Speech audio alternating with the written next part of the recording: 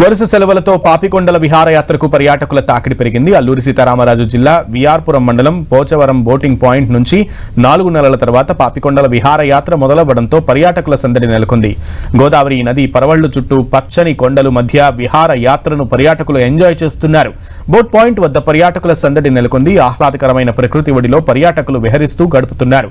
గోదావరికి ఇరువైపులా ఉన్న ప్రకృతి అందాలు, గుట్టలపై ఉండే గిరిజన గూడాలు, ఆకుపచ్చని రంగులో ఆకాశాన్ని తాకేందుకు పోటీ పడుతున్న కొండల అందాలను వీక్షిస్తూ సందర్శకులు పరవశిస్తున్నారు. పాపికొండల యాత్రకు వెళ్లేందుకు ఏపీలోని రాజమహేంద్రవరం వద్ద ఉన్న పోచమ్మగండి పాయింట్ వద్ద నుంచి బోట్లో ప్రారంభమై పేరంటాలపల్లి వరకు వెళ్లి తిరిగి తీసుకొస్తారు.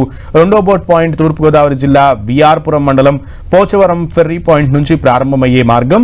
ఈ పాయింట్ తెలంగాణలోని భద్రాచలానికి సమీపాన ఉంటుంది.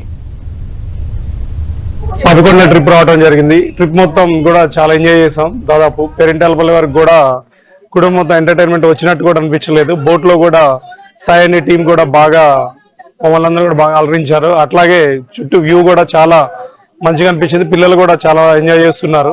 మరి తర్వాత ఎవరైనా ఉంటే ఈ ట్రిప్ రావడం వల్ల వాళ్ళ కూడా మానసికంగా సంతోషంగా తర్వాత చాలా హ్యాపీగా ఉంటారు.